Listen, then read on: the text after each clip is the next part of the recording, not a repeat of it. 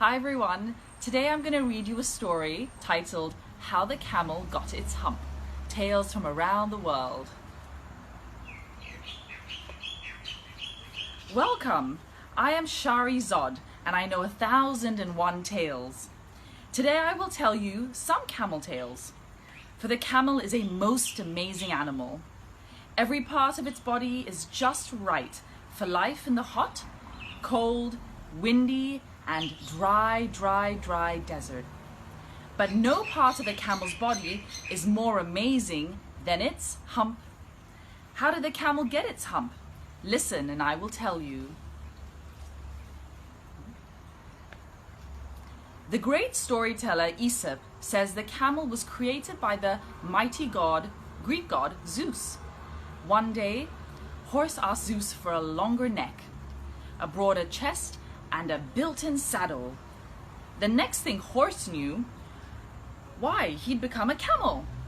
But if you think that would satisfy the camel, you do not know camels.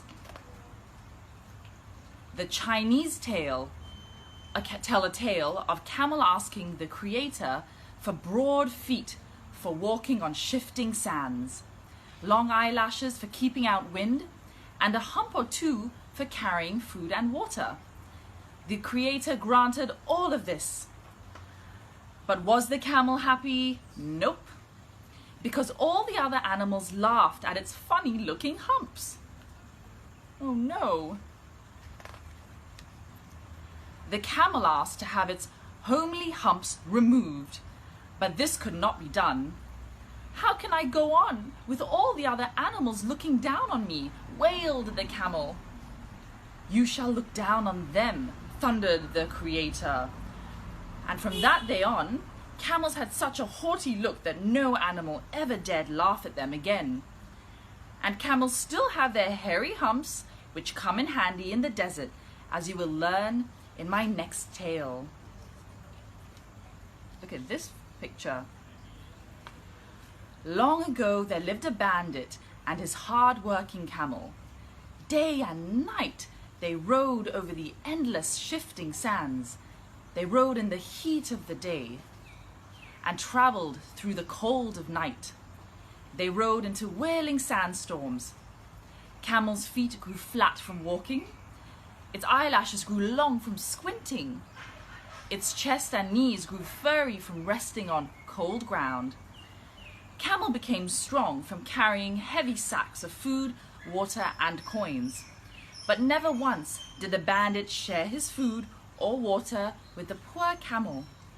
So Camel learned to do without, except for what it could find in the dry desert. One day, Camel's broad foot bumped a magic lamp that contained a genie. As everyone knows, if you ever find a genie, it will give you 3 wishes. So the bandit snatched the lamp and asked the genie for 50 bags of wealth, 50 years of health. But before he could make his 3rd wish, Camel grunted, I walked us here. I found the lamp. I want to wish. Very well, said the genie. What do you command? Camel said, I wish that the water I carried was for myself. Instantly, Camel had its hump.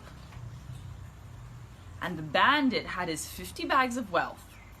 But he didn't pay taxes on it, so the bandit was sent to jail, where he was always thirsty for 50 years.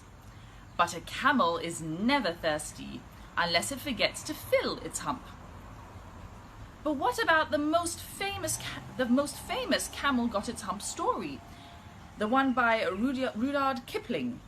The story takes place when the world was so new that there were only a few animals, including the lazy camel.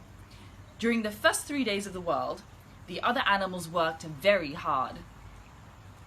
Then Horse asked Camel to trot with him, but Camel said, Dog asked Camel to help him fetch and carry, but Camel said, Ox asked Camel to help him plow, but Camel said, The animals begged the genie of all deserts to do something about the lazy camel.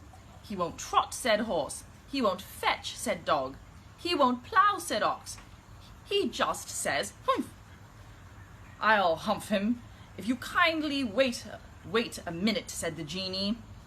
Alakazam! To the camel, the genie said, do you see that? That's your very own hump. Now that you brought onto your own self. How can I work with a hump on my back? Said Camel. The genie explained, you can work 3 times harder because you can live off your hump. And the camel still works 3 times harder because it has never caught up with the 3 days that it missed at the beginning of the world. So as you can see, camels are considered ships of the desert. The end.